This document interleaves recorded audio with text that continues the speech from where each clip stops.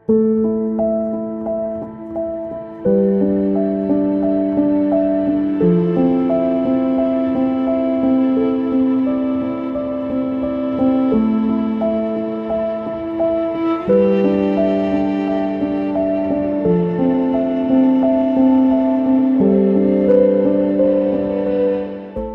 ভাবছেন, এটা লন্ডন না কলকাতা?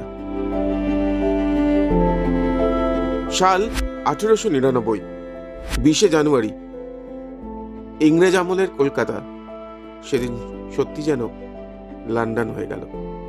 সর্বনিম্ন তাপমাত্রা আলিপুরের রেকর্ড 6.7 ডিগ্রি সেলসিয়াস।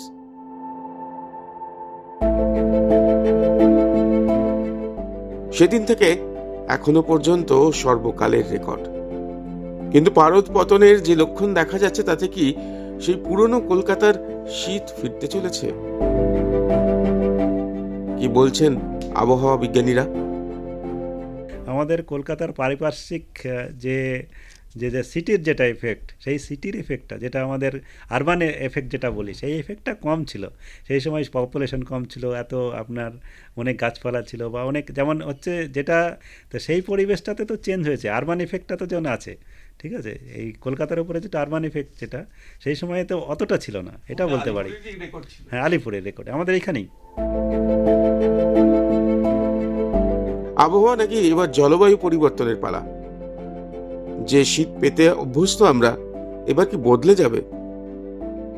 আগের মতো না হলেও আবহাওয়ার মতিগতি সে চরম দিকেই যাচ্ছে, তার ইঙ্গিত স্পষ্ট। এটা আপনি ঠিক বলেছেন যে এখন কি হচ্ছে, জলবায়ু পরিবর্তনের একটা বড় যেটা প্রভাব, সেটা আমরা দেখতে পাচ্ছি যে আবহাওয়াতে যে আপনার চরম ভাবাপন্ন আবহাওয়া বেশি হচ্ছে, এক্সট্রিম ওয়েদার, সেখানে অনেক ঠান্ডা, আবার কখনো খুব গরম, আবার অতিবৃষ্টি, অনাবৃষ্টি, তারপরে আপনার চরম গরম, আবার হচ্ছে চরম ঠান্ডা, এরকম হচ্ছে বেশি হচ্ছে। আর আরেকটা হচ্ছে আবহাওয়ার তারতম্যটাও, যে আজকে বেশি, কালকে এই সিজনে এই বছরে কম, পরের বছরে আবার বেশি, এই যে তারতম্যটাও বেশি, যে ভেরিয়েবিলিটি, এই দুটো কিন্তু খুব স্পষ্ট হয়ে উঠে আসছে। সুতরাং বুঝতেই পারছেন যে আবহাওয়া নয়, জলবায়ু, ওয়েদার নয়, ক্লাইমেটটাই পরিবর্তন হচ্ছে, আর সেটা খুব চরমপন্থী দিকে যাচ্ছে। অর্থাৎ খুব গরম, খুব ঠান্ডা।